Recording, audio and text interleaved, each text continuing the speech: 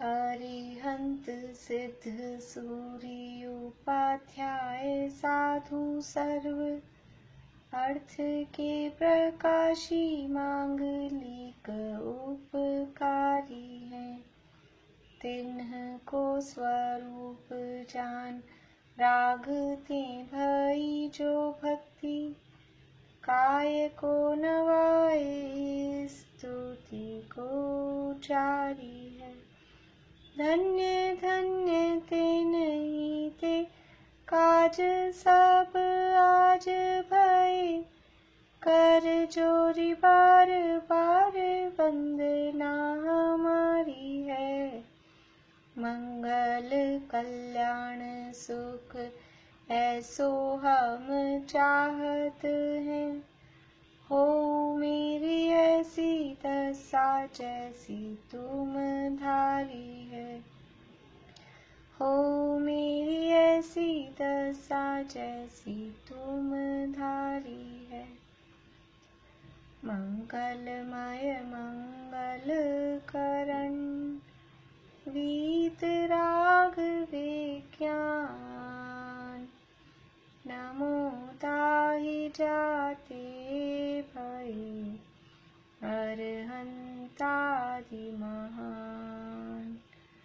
करि मंगल करियो महा ग्रंथ करन को काज जाते मिले समाज सब पावे निज पद राज। बहुविधि मिथ्या ग्रहण करी मलिन भयो निज भाव ताको होत अभाव है सहज रूप दर्शाव सहज रूप दर्शाव।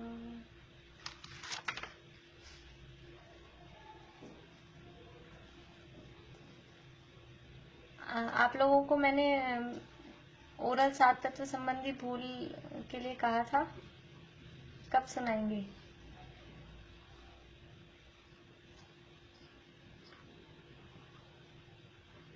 कल सुनाएंगे? मैं एक एक भूल एक एक व्यक्ति को कह दूं फिर ठीक है। चलो प्रीति को सबसे बड़ी वाली दे दें, दिक्कत तो नहीं है? तो जीव अजीव तत्व संबंधी प्रीति, आश्रव तत्व संबंधी पारुल, बंध तत्व संबंधी पूर्णिमा आंटी। बोलेंगे बिना देखे? कल संवर तत्व संबंधी सुनीता आंटी, निर्जरा तत्व संबंधी मोना भाभी आप बोलेंगे?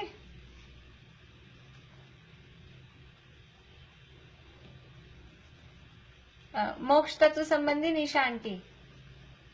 कहाँ गए मोना भाभी? लेफ्ट ही हो गए क्या? हाँ आप बोलेंगे कल निर्जरा तत्व संबंधी भूल के बारे में? ठीक है भाभी। ठीक है। एग्जैक्ट वैसा का वैसा याद नहीं हो तो बस अपने शब्दों में जो उसका भाव है। और पुण्य पाप संबंधी अनीता आंटी।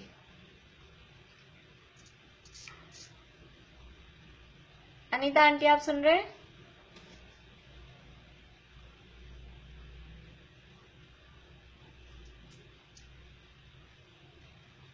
चलिए और कौन रह गए हैं?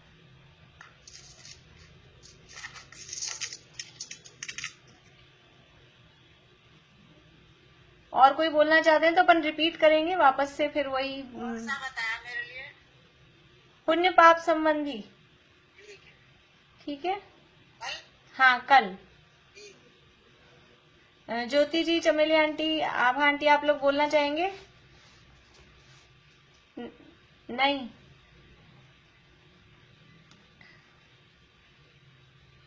इसमें से बुक का याद करना है क्या? आप बुक का करें चाहे आप अपनी भाषा में बोलें, मैं तो ये चाहूंगी आप अपनी भाषा में बोलें बुक की बात, और वो लैंग्वेज याद होती है तो वो याद करें, विषय समझकर बस अपनी भाषा में बोलना है। जैसे ये 2 पैराग्राफ हैं या 8 लाइनें हैं तो आपको 2, 3, 4 लाइन में बोलना है। जैसे ये जीव अजीव तत्व संबंधी इतना बड़ा है तो पूरा नहीं बोलना है प्रीति, आपको उसकी मेन बातें जैसे बोलते हैं सार रूप में वैसे बोलना है। तो 8 लाइन का अगर पैराग्राफ है तो आपको 2, 3 लाइन में उसमें जो मेन बात है वो बतानी है, उस तरह से बोलना है। कौन सा वाला? तो आप निर्जरा तत्व संबंधी तैयार कर लीजिए। ट्राई करूंगी। हाँ, चलिए अब अपन प्रश्न उत्तर थोड़े से देखते हैं। मम्मी जी अभी पढ़ेंगे कौन सा था अपना विषय? मेरे मोबाइल में अभी प्रॉब्लम हो गई थी, क्वेश्चन नहीं मिले मुझे तो मैं देख ही नहीं पाई। कोई बात नहीं। पेज नंबर 91, राग द्वेष का विधान और विस्तार, ये वाला टॉपिक है। जीव के राग द्वेष का विस्तार किस प्रकार होता है, ये पूरे टॉपिक का सार रूप में। हाँ पूर्णिमा आंटी, पूरा लेना पड़ेगा इसमें पूरा, लेकिन ऐसे कैसे, किताब की लैंग्वेज पूरी ऐसे कैसे नहीं लेनी है, उसको अपने शब्दों में उसमें से जो बातें हैं, कहाँ राग, हाँ ये सब पॉइंट आएंगे ना। हाँ पॉइंट सारे आएंगे। बोलो, बोलिए। शॉर्ट किया है आपने, ये पूरा पढ़ेंगे बस? नहीं, थोड़ा शॉर्ट किया है। हाँ तो फिर बोलिए। जीव के राग द्वेष का विस्तार। इस जीव को पर्याय में अहम बुद्धि होने से यह अपने को और शरीर को एक जानकर प्रवर्तता है, जिससे शरीर की इष्ट अवस्था के कारणभूत पदार्थों में राग करता और उसके घातकों में द्वेष करता, और शरीर के अनिष्ट अवस्था के कारणभूत बाह्य पदार्थों में तो द्वेष करता और उसके घातक में राग करता है, तथा जिससे राग करता है उसके कारण व घातक अन्य पदार्थों में राग व द्वेष करता है, जिनसे द्वेष करता है उनके कारण व घातक अन्य पदार्थों में द्वेष व राग करता है। ऐसे ही राग द्वेष की परंपरा प्रवृत्ति है। इतना ही बाह्य पदार्थ शरीर की अवस्था को कारण नहीं है, फिर भी उनमें राग द्वेष करता है। जैसे गाय आदि को बछड़े से शरीर का कुछ इष्ट होने का न होने पर भी राग होता है, कुत्ते को बिल्ली से कुछ अनिष्ट नहीं होने पर भी द्वेष करता है। इतने ही वर्ण गंध शब्द आदि के अवलोकन से शरीर को इष्ट अनिष्ट नहीं होता, फिर भी उनमें राग द्वेष करता है। ऐसे भिन्न बाह्य पदार्थों में राग द्वेष होता है। इस प्रकार जीव के राग द्वेष का विस्तार अनेक प्रकार से होता है। ठीक है, बढ़िया है। और तो अच्छा है, मतलब इसमें मेन बात क्या है, 3 तरह की चीजें मुख्य रूप से।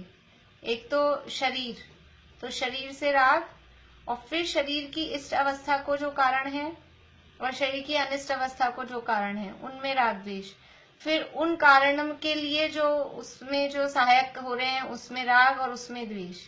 ऐसा, ये तो शरीर से संबंधित हो गए। और फिर बाह्य पदार्थों में बिना ही, जो ये कुत्ता बिल्ली वाला जो उदाहरण दिया है, ये 3 पॉइंट इसमें मुख्य रूप से हैं, और फिर वो इस तरह से परंपरा बढ़ती जाती है। ठीक है, बढ़िया। अभी मैंने आपको एक डायग्राम आके शरीर की अवस्था था। अच्छा, मैंने अभी देखा नहीं। हाँ यदि ये 3 कारण वापस से बोलिए शरीर की अवस्था। भाई, एक तो जो शरीर की अवस्था ही, शरीर की अवस्था में ही राग द्वेष,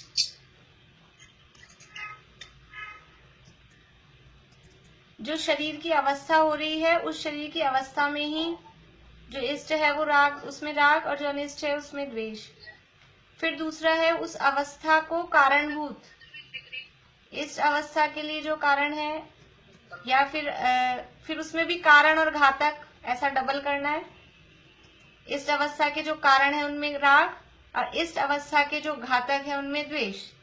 ऐसे अनिष्ट अवस्था के जो कारण है उनमें द्वेष, और अनिष्ट अवस्था के जो घातक है उनमें राग। तो शरीर की अवस्था, फिर शरीर की अवस्था को कारणभूत जो पदार्थ हैं वो, और फिर तीसरे नंबर पे जो बाह्य पदार्थ हैं। मेन तो ये है।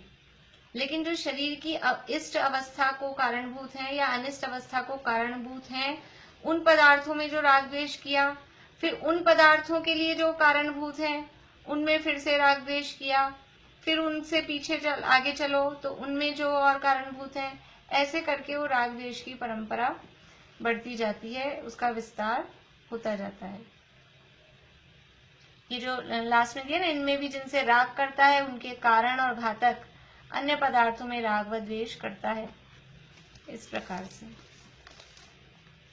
शरीर की मूलभूत अवस्था में तथा जो इस शरीर की अवस्था को कारण नहीं है, उन पदार्थों में इष्ट अनिष्ट मानने का प्रयोजन क्या है?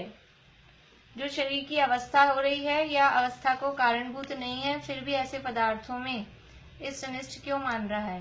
प्रीति।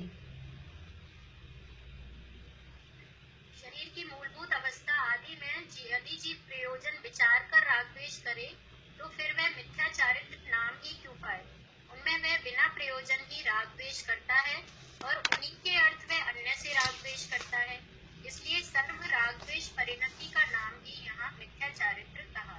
हाँ, तो ये जो शरीर की अवस्था और बाह्य पदार्थों में बिना प्रयोजन ही मतलब उनमें जो इष्ट करता है उसका कोई प्रयोजन नहीं है, बिना ही प्रयोजन उनमें राग द्वेष करता है, इसीलिए उसका नाम मिथ्या है। यदि वो प्रयोजन जानकर करता तो मिथ्या क्यों कहते? शरीर की अवस्था व बाह्य पदार्थों में बिना प्रयोजन ही इष्ट अनिष्ट मानने का कारण क्या है? बोलिए सुनीता आंटी। जीव के चारित्रिक मोह के उदय से राग द्वेष भाव होते हैं तथा ये राग द्वेष भाव किसी पदार्थ के आश्रय के बिना तो हो नहीं सकते। इस प्रकार पदार्थों के तथा राग द्वेष के निमित्त नैमित्तिक संबंध है। यहाँ इतना जानना कि एक कार्य होने में अनेक कारण चाहिए, सो राग आदि होने में अंतरंग कारण मोह का उदय है जो कि बलवान कारण है तथा भाई कारण पदार्थ है जो बलवान नहीं है। वहाँ जिस बाह्य पदार्थ के आश्रय से राग भाव होना हो उसमें बिना प्रयोजन ही अथवा कुछ प्रयोजन सहित इष्ट बुद्धि होती है तथा जिस पदार्थ के आश्रय से द्वेष भाव होना हो उसमें बिना ही प्रयोजन अथवा कुछ प्रयोजन सहित अनिष्ट बुद्धि होती है। इसलिए मोह के उदय से पदार्थों को इष्ट अनिष्ट माने बिना रहा नहीं जाता। बढ़िया, बहुत अच्छा, आज बहुत बढ़िया आपने परफेक्ट छाटा आंसर, बहुत बढ़िया। यानी प्रश्न क्या था कि बिना ही प्रयोजन वो जो इष्ट अनिष्ट मान रहे हैं उसका कारण क्या है? तो असली कारण है मोह का उदय, लेकिन वो जो इष्ट अनिष्ट लिखा था समझ गई थी मैं लेकिन अच्छा है, बढ़िया है। वो मोह का उदय है, वो मोह के उदय से राग द्वेष होते हैं और वो राग द्वेष किसी पदार्थ के आश्रय से होते हैं। तो अंदर में तो मोह का उदय है, वो बलवान कारण है। अब किसी न किसी के आश्रय से राग द्वेष होगा तो वो जो शरीर है और अन्य बाह्य पदार्थ हैं, अब उनमें कोई प्रयोजन नहीं है राग द्वेष का, फिर भी क्योंकि वो राग द्वेष तो होना है, अंदर चारित्र मोह का उदय है, तो वो बिना ही प्रयोजन फिर उनके आश्रय से राग द्वेष होते हैं। इसलिए वो प्रश्न क्या था कि भाई जब उनमें कोई प्रयोजन नहीं है तो फिर क्यों राग द्वेष करता है? तो प्रयोजन बाहर से नहीं दिखाई दे रहा है, लेकिन अंदर राग द्वेष होने का जो मूल कारण है, वो मूल कारण है मोह का उदय। वो मोह का उदय होता है तो राग द्वेष होने ही होने हैं। अब वो राग द्वेष किसी के आश्रय से होंगे तो वो आश्रय में बाहर में ये पदार्थ या शरीर आदि बन जाते हैं। चारित्र मोह के उदय से डैश भाव होते हैं और वे भाव किसी डैश के आश्रय बिना नहीं हो सकते। पिछला क्वेश्चन क्या था? पिछला क्वेश्चन है ये 149 नंबर का। शरीर की अवस्था व बाह्य पदार्थों में बिना प्रयोजन ही इष्ट अनिष्ट मानने का कारण क्या है? पीछे पहले प्रश्न किया कि शरीर की अवस्था और बाह्य पदार्थों में इष्ट अनिष्ट मानने का प्रयोजन क्या है, पहले प्रश्न ये था। तो कहा कोई प्रयोजन नहीं, बिना प्रयोजन के इष्ट अनिष्ट मानता है। तो फिर वापस से प्रश्न किया, जब कोई प्रयोजन नहीं है तो फिर क्यों इष्ट अनिष्ट मानता है? इष्ट अनिष्ट मानने का जब कोई प्रयोजन ही नहीं है शरीर में और अन्य बाह्य पदार्थों में, तो फिर क्यों उनको इष्ट अनिष्ट मानता है? तब यहाँ कहा कि वो उसका मूल कारण तो मोह का उदय है। इष्ट अनिष्ट जो उत्पन्न हो रहे हैं परिणाम, उसका मूल कारण मोह का उदय है, लेकिन वो इष्ट अनिष्टपना किसी पदार्थ के आश्रय से होता है। ये जो मान्यता होती है इष्ट अनिष्ट की, वो किसी पदार्थ के आश्रय से होती है, तो वो आश्रय बन जाते हैं शरीर और अन्य बाहरी पदार्थ। हाँ, प्रश्न जो फिल इन दी ब्लैंक्स वाला था, कौन बता रहे हैं? बोलिए पारुल। राग द्वेष। हाँ, मोह के उदय से राग द्वेष होते हैं, और वे भाव किसी डैश के आश्रय बिना हो नहीं सकते, किसी पदार्थ के आश्रय बिना। पदार्थों और राग द्वेष के डैश संबंध है। हाँ, मनोरमा आंटी बोलिए। हाँ बोलिए। निमित्त नैमित्तिक संबंध है। हाँ, बढ़िया। एक कार्य होने में डैश चाहिए। बोली मोना भाभी। पांच समवाय नहीं, यहाँ अपने को वैसे 5 समवाय ठीक है, लेकिन उसमें यहाँ शब्द अपने को जो दिया है ग्रंथ में, एक कार्य अनेक कारण चाहिए। हाँ, अनेक कारण चाहिए। एक कार्य होने में अनेक कारण चाहिए। बढ़िया। रागादि होने में अंतरंग बहिरंग कारण क्या है? उनमें बलवान कारण कौन सा है?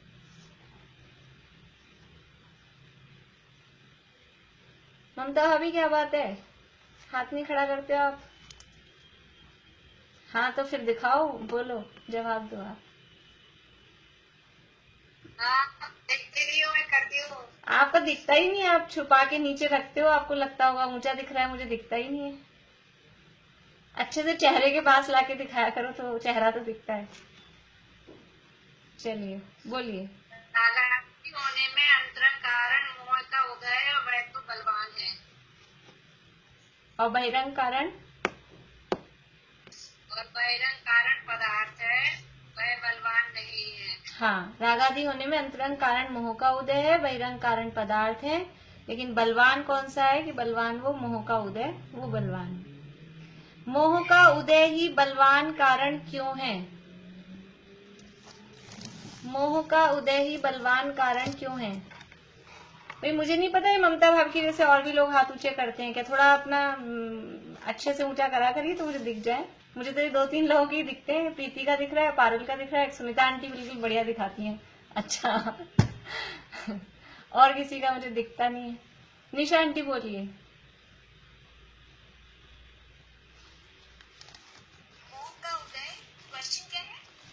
मोह का उदय ही बलवान कारण क्यों है? मोह का उदय ही बलवान कारण है, क्योंकि मोह का जब उदय होता है तो दर्शन मोह हावी होता है।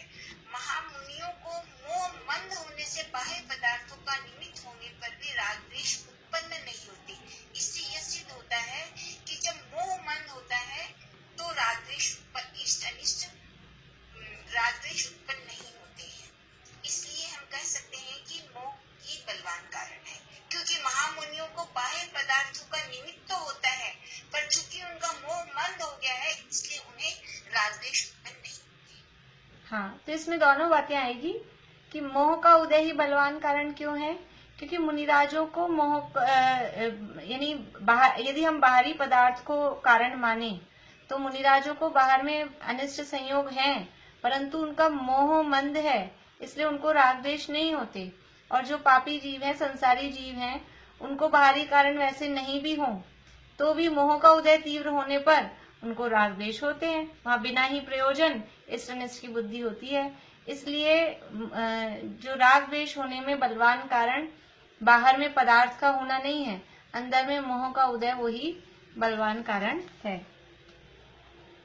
राग द्वेष के विशेष यानी भेद क्या हैं? बोलिए पूर्णिमा आंटी।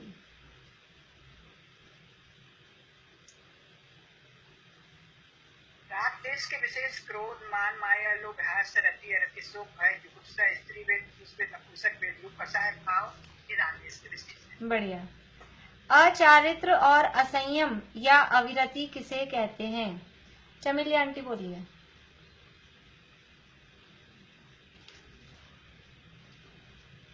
नहीं, अच्छा अभी आपका हाथ खड़ा था इसलिए मैंने बाद में देखा।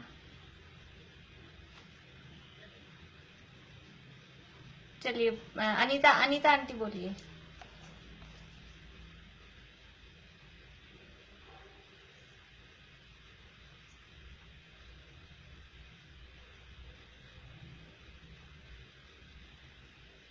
अनम्यूट करिए।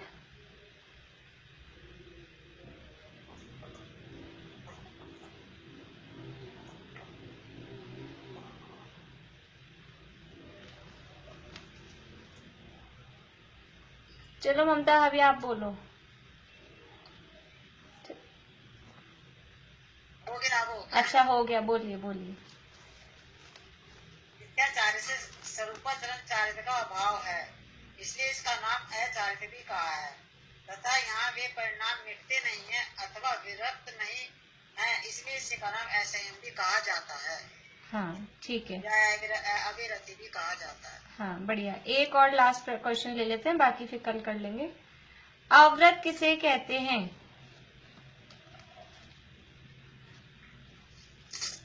अव्रत किसे कहते हैं?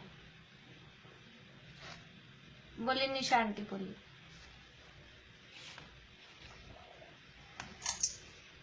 हिंसा, अनृत, अस्तेय, अभ्रम, परिग्रह, इन पाप कार्यों में प्रवृत्ति का नाम अव्रत है। पाप कार्यों में प्रवृत्ति का नाम अव्रत है। बढ़िया। ये जो अविरति वाला था ना, इसमें शायद यहाँ तक और आगे वाला थोड़ा अपन ले सकते हैं। 5 इंद्रियों के विषयों के में पंच स्थावर त्रस की हिंसा में स्वच्छंदपना और उसके त्याग रूप भाव नहीं है। कर सकते हैं क्या? नहीं, वो पिछले वाले क्वेश्चन में असंयम और अविरति वाले में उसको इधर से जाएगी ना, 5 इंद्रिय संबंधी वो है ना प्रवृत्ति का, उधर से नहीं लेना क्या? नहीं, ये पिछले वाले क्वेश्चन में था। वो पिछले वाले क्वेश्चन में यहाँ तक है। हमारे त्रस की हिंसा, स्वच्छंदपना होता है। वो था ना, ये असंयम या अविरति वाला प्रश्न था, उसमें आएगा वो। ये पहले आता? हाँ, पहले वाले में था ये। ठीक है। ये 12 भरत और 12 अविरत ये सब। हाँ। चलिए, 5वां अधिकार सृष्टिकर्तावाद का निराकरण।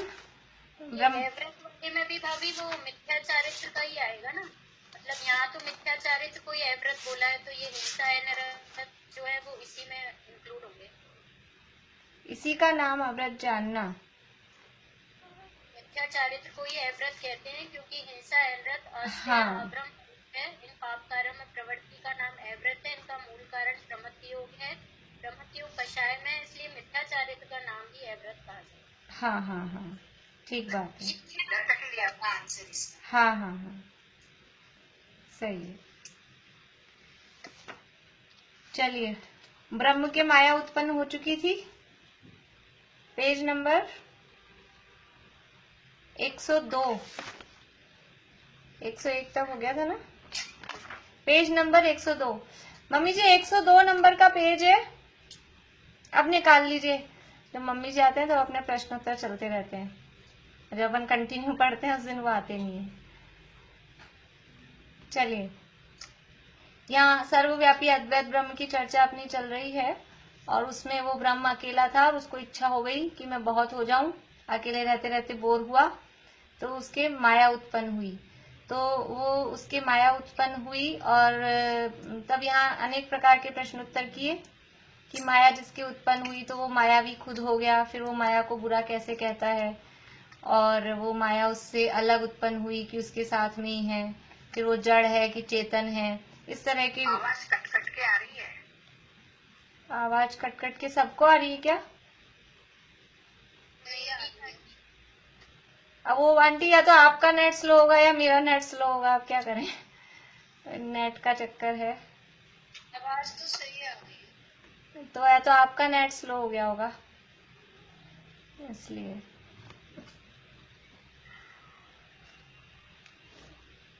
फिर यहाँ पीछे बात की थी कि ये माया के शरीर आदि कहते हो, तो माया ही हाड़ मास रूप होती है कि माया से के निमित्त से कोई अन्य हाड़ मास रूप होता है।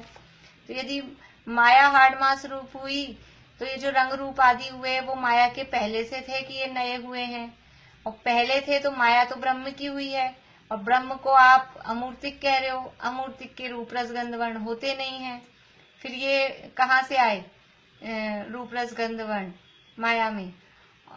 इसलिए वो यदि कहोगे कि माया के निमित्त से कोई और हो रहा है स्पर्श रस गंध वर्ण रूप, तो फिर कोई और कहाँ से आया? आप तो अद्वैत की बात कर रहे हो। तो कुछ भी करके वो उसको बोलने नहीं दे रहे। उन्होंने जो जो पहले, ये तो क्या अपन ने उनके शास्त्र पढ़े नहीं है, वो तो अपने शास्त्रों में पूरी बात कंटिन्यू लिख दी है, ऐसा ऐसा है हमारा स्वरूप।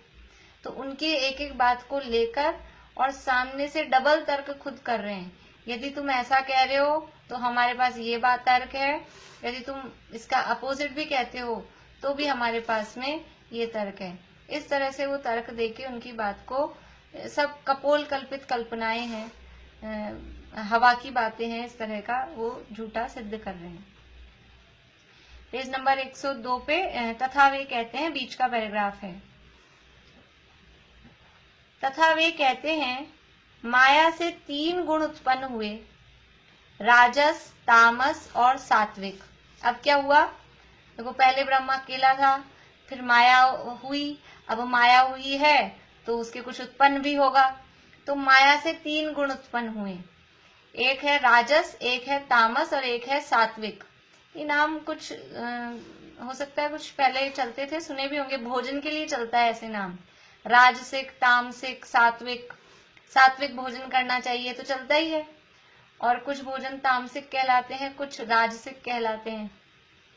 तो समझ लीजिए जमीकंद वगैरह ये तामसिक के अंतर्गत आते हैं, तमस में, अंधकार में जो उत्पन्न हो, और इस तरह का यानी वो ऐसा भोजन करने से वो उस तरह का कुछ होता है, यानी शरीर में भी उसी तरह की कुछ होती है। अपन ऐसा गैसेस वगैरह बनाते हैं समझ लो, तो शरीर ऐसा होता है, आलस वगैरह आता है।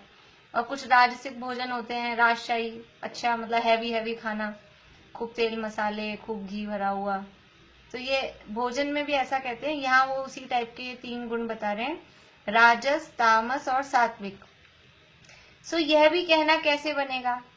क्योंकि मानादि कषाय रूप भाव को राजस कहते हैं। राजस मतलब राजाओं में जो गुण हो, तो मान कषाय राजाओं में मुख्य रूप से उनको अभिमान ऐसा अपना रहता है, तो ये मान आदि कषाय रूप जो भाव है वो राजस हैं।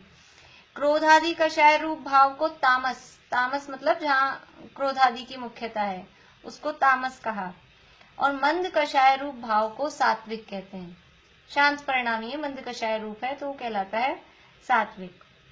सो यह भाव तो चेतना में प्रत्यक्ष देखे जाते हैं।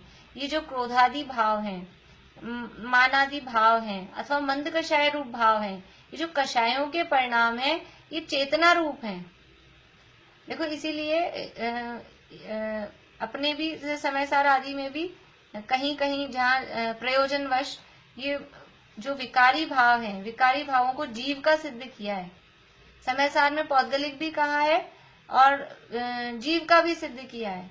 अगर जीव का नहीं कहेंगे तो ऐसे टेबल कुर्सी में थोड़ी ना क्रोध मान माया लोभ राग द्वेष होते हैं, तो वो जीव के भी सिद्ध करते हैं। तो यहाँ वही कह रहे हैं, ये तो चेतना रूप दिखाई देते हैं। किसी में जड़ अचेतन में तो क्रोध मान माया लोभ उत्पन्न होते हुए दिखाई नहीं देते, ना तो उसमें मंद कषाय दिखाई देती है, ना उसमें तीव्र कषाय दिखाई देती है। टेबल में, कुर्सी में, मकान में, दरवाजे में, इसमें तो नहीं दिखाई दे रही है। दरवाजे को जोर से बंद किया तो उसको गुस्सा आ जाता होगा, जोर से बंद किया है इसका मतलब, और धीरे से बंद किया है तो वो सात्विक है। ऐसा कुछ भी नहीं है, इनमें ये भाव दिखाई ही नहीं देते हैं। तो ये भाव तो चेतना में प्रत्यक्ष देखे जाते हैं।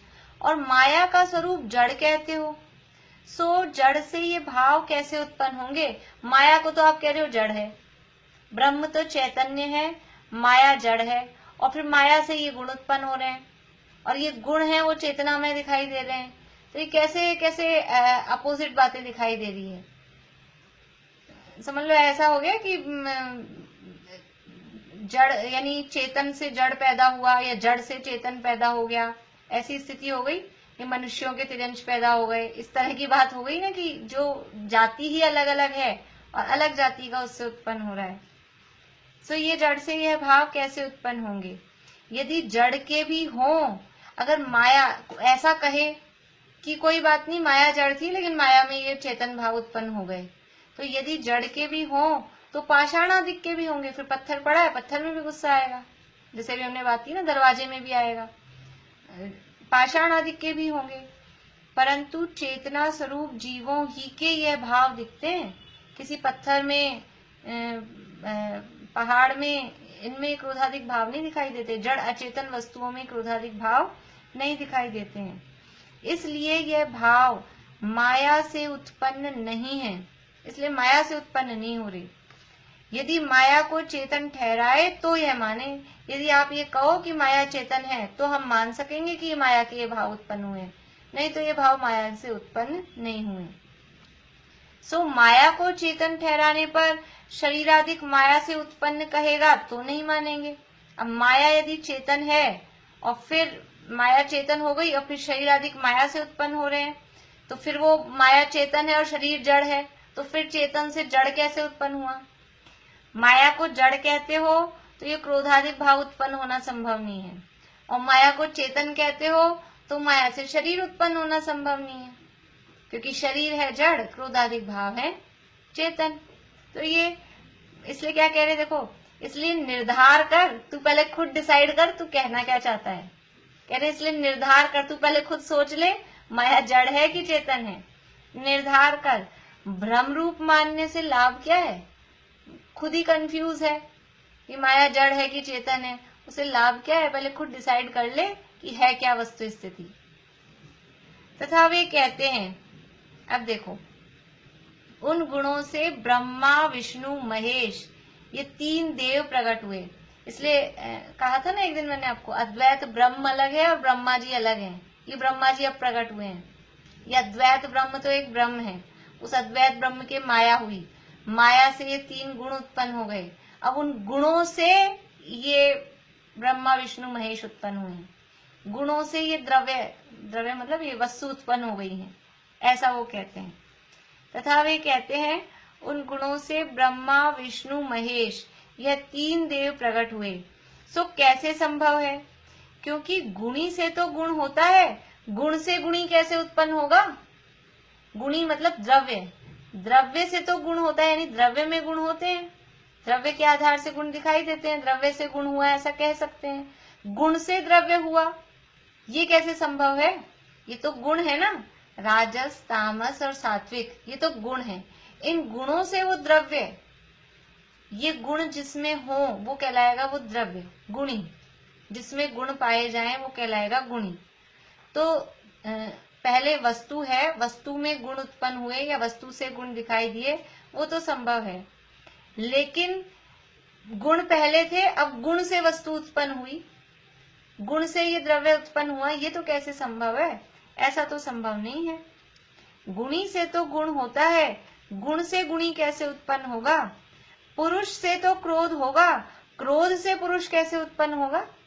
पुरुष है, व्यक्ति है, तो उसमें क्रोध होगा, मान होगा, ये तो समझ में आता है। क्रोध पहले से था और उस क्रोध से पुरुष उत्पन्न हो गया, ऐसा कैसे संभव है? कुछ ऐसे कपोल कल्पित सी बातें नहीं लगती? क्रोध पहले से था हवा में, बिना आश्रय के, बिना द्रव्य के वो गुण रहेगा कहाँ? गुणों की परिभाषा बताई तत्वार्थ सूत्र में, द्रव्याश्रया निर्गुणा गुणा, जो द्रव्य के आश्रित होते हैं और गुण के फिर से गुण नहीं होते। जो गुण है द्रव्य के गुण होते हैं, गुण के गुण नहीं होते, तो वो कहा निर्गुणा। लेकिन रहते कहाँ है? द्रव्याश्रया, गुण द्रव्य के आश्रय से रहते हैं। हवा में गुण नहीं होते कि बिना कोई द्रव्य ही नहीं और गुण रहे। हमें सोना नहीं चाहिए, हमें सोना नहीं चाहिए, लेकिन हमको अकेला पीलापन दे दो, अकेला भारीपन दे दो, ऐसा होगा?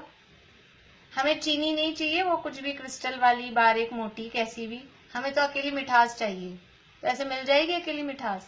खाली मिठास चाहिए। हमें पीला पीला गोल गोल वो जो होता है वो नहीं चाहिए, हमें तो केवल खटास चाहिए। तो हाँ, दे देंगे खटास आपको, उसका एसेंस निकाल के, उसका सत्व बना के, तो वो भी तो किसी फॉर्म में है ना।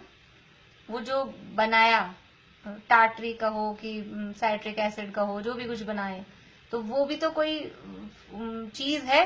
हमें वो कुछ भी पदार्थ नहीं चाहिए, हमें तो खाली खटास चाहिए। तो ऐसा मिलेगा? ऐसा नहीं होता है।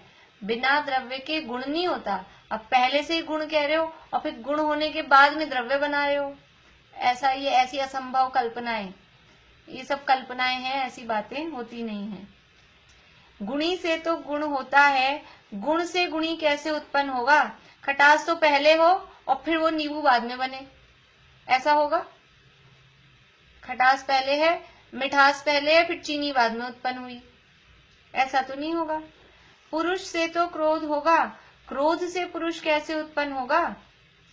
ये एक बात हो गई, ये एक खंडन कर दिया। फिर नया लॉजिक दे रहे हैं। फिर इन गुणों की तो निंदा करते हैं और इनसे उत्पन्न हुए ब्रह्मादिक को पूज्य कैसे मानते हो? फिर ये गुण अच्छे बता है क्या? क्रोध, मान, ये जो गुण है, ये गुणों की तो निंदा करते हो, क्रोध बुरा है। दुनिया में कोई भी क्रोध को तो अच्छा नहीं कहता, हिंसा को कोई अच्छा नहीं कहता और क्रोध को भी कोई अच्छा नहीं कहता। कषाय के नाम पे बस क्रोध को ही कषाय समझती सारी दुनिया। तो इन गुणों की, इनकी तो निंदा कर रहे हो और फिर इनसे उत्पन्न हो गए ब्रह्मा विष्णु महेश, उनकी पूजा कर रहे हो। ऐसे कैसे संभव है? जिसकी निंदा करो उसकी पूजा करो, ऐसा तो संभव नहीं है। तो फिर उनको पूज्य कैसे माना जाता है? तथा गुण तो मायामयी हैं और इन्हें ब्रह्म के अवतार कहा जाता है। सो ये तो माया के अवतार हुए, इनको ब्रह्म का अवतार कैसे कहा जाता है? ये गुण तो माया से उत्पन्न हुए ना, अभी तो कहा कि माया से 3 गुण उत्पन्न हुए, तो ये गुण तो मायामयी है। मायामयी शब्द ही ऐसा लगता है, मायामयी है का मतलब है कुछ यूं ही है, कोई जाल बिछाया है, कोई झूठी कल्पना वाली बातें हैं। मायामयी शब्द का अर्थ अपन ऐसा ही समझते हैं, माया जाल है।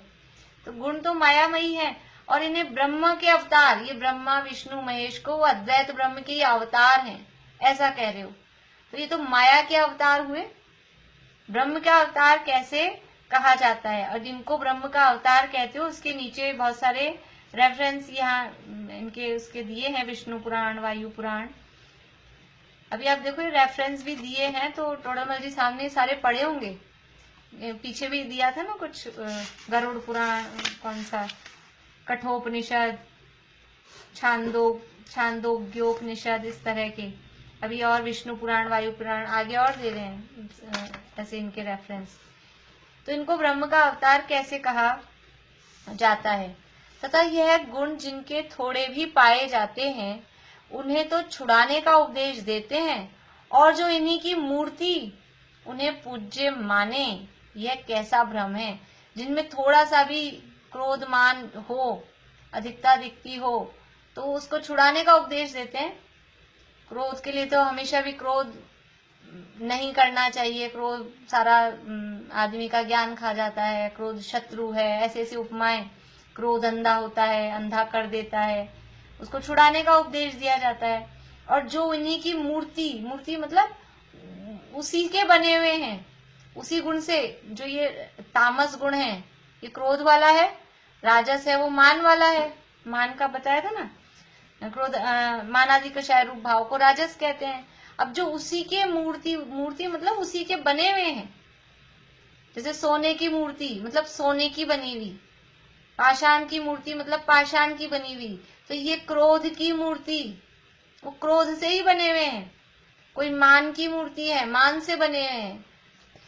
तो जो इन्हीं की मूर्ति इन्हीं से बने हैं, इसी से भरे हैं, जिसमें यही भरा है पूरा, उन्हें पूज्य माने, ये कैसा भ्रम है? दुनिया में भी थोड़ा बहुत क्रोध मान जिसमें दिखाई दे, तो भले और सारे गुण हो, लेकिन ये क्रोध और मान दिखाई दे जाए ना, तो वो सारे गुण ढक जाते हैं, दब जाते हैं कि नहीं वो तो बहुत क्रोधी है, कि नहीं घमंड बहुत है उनको, अच्छा है तो भी बहुत घमंड है, अहंकार है, तो वो और सारे गुण दब जाते हैं। और यहाँ कह रहे हैं जो उन्हीं की मूर्ति उसे पूज्य माने, ये कैसा भ्रम है? तथा उनका कर्तव्य भी इनमय भाषित होता है, उनका जो कर्तव्य है वो भी इसी रूप है। क्या कहते हैं? ब्रह्मा जी दुनिया को बनाते हैं, वो राज करते हैं, दुनिया पे राजा हैं, अभी आगे आएगी ये बात। और विष्णु विष्णु नाश करते हैं, नहीं विष्णु रक्षा करते हैं और महेश नाश करते हैं, ऐसा बोलते हैं ना। जो भी जिसका हो देख लेना काम, गड़बड़ भी हो कुछ तो वो यानी जो राजस गुण वाले हैं ब्रह्मा, वो तो राजस गुण है, तो वो तो दुनिया पे राज करते हैं, दुनिया को बनाया। और एक में क्रोध वाले की अधिकता है, तो वो दुनिया का विनाश करते हैं। और एक थोड़ा मंद कषाय रूप है, विष्णु रक्षा करता है और महेश नष्ट करता है। हाँ, तो विष्णु रक्षा करता है, तो वो मंद कषाय रूप है, तो वो रक्षा करता है, समझ लो वो सात्विक है थोड़ा। और महेश है वो क्रोधादि कषाय रूप तामसिक वाला होंगे, तो वो नाश करते हैं। तो कह रहे हैं उनका कर्तव्य भी इन्हीं में भाषित होता है, इसी टाइप का उनका कर्तव्य दिखाई दे रहा है, उनका काम भी ऐसे ही है। कौतूहलादिक व स्त्री सेवनादिक व युद्धादिक कार्य करते हैं, सो उन राजसादिक गुणों से ही यह क्रियाएं होती हैं, इसलिए उनके राजसादिक पाए जाते हैं, ऐसा कहो। इन्हें पूज्य कहना परमेश्वर कहना तो नहीं बनता, जैसे अन्य संसारी हैं वैसे ही ये भी हैं।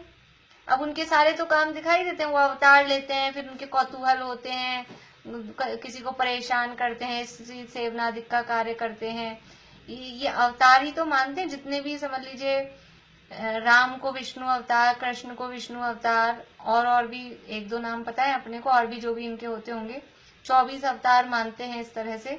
तो वो सब उनके अवतार हैं, और फिर वो अवतार हैं, फिर उसके बाद में काम क्या करते हैं, कृष्ण का क्या स्वरूप बताते हैं। उनके ही शास्त्रों में जो कृष्ण का स्वरूप है कि वो क्या बोलते हैं, गोपियों के साथ क्रीड़ा करते थे, उनके वस्त्र चुरा लेते थे। अब ये किसी अच्छे भले इंसान का काम होता है क्या कि कोई स्त्रियां नहा रही हो उनके वस्त्र चुरा लो, तो ये तो अच्छा काम नहीं है। फिर वो ऐसे काम करते हैं, कौतूहल आदिक करते हैं, स्त्री सेवनादिक कार्य करते हैं, युद्धादिक करते हैं। राम को भी अवतार मानते हैं, भगवान मानते हैं, फिर वो आप भगवान युद्ध कर रहे हैं, भगवान ऐसे ऐसे काम कर रहे हैं, कुछ व्यभिचार कर रहे हैं, और फिर आप भगवान मान रहे हो उनको। तो ये जो काम कर रहे हैं, ये राजसाधिक गुणों से ही ये क्रियाएं होती है, जिनमें ऐसे गुण हैं, क्रोध की अधिकता, मान की अधिकता, ये सब इन गुणों से होती है, इसलिए उनके राजसाधिक पाए जाते हैं, ऐसा कहो। ठीक है, कहो, लेकिन इन्हें पूज्य कहना परमेश्वर कहना तो नहीं बनता। ऐसे गुण जिसमें हो, तो जैसे अन्य संसारी, ऐसे गुण तो अपने सब में दिखते हैं। यही क्रोध मान माया लोभ आदि कषाय हैं, यही विवाह आदि करना, स्त्री सेवनादि करना, और कौतूहल करना, और इस तरह के काम सारे संसारी जीवों में दिखाई देते हैं। तो जैसे और संसारी है वैसे ये फर्क क्या हुआ, भगवान है तो कुछ विशेषता तो होनी चाहिए। जिनको आप पूज्य कह रहे हो, परमेश्वर कह रहे हो, तो सामान्य जनता से कुछ अलग तो होना चाहिए। और जैसी सामान्य जनता जैसा काम कर रही है, वैसे ही सारे ये काम कर रहे हैं।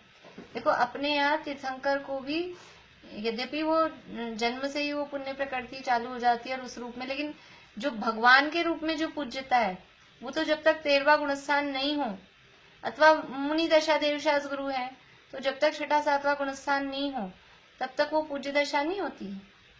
तो पूज्यता के लिए भगवान किसे माना, कि जो वीतरागी हो। अब जैसे रागी द्वेषी को भगवान माने, तो रागी द्वेषी तो हम भी हैं, सब हैं, एक से ही हैं। फिर क्या भगवत्ता हुई, कुछ विशेषता तो होनी चाहिए। इसलिए कह रहे हैं, इसलिए इन्हें पूज्य कहना परमेश्वर कहना तो नहीं बनता, जैसे अन्य संसारी हैं वैसे ये भी हैं।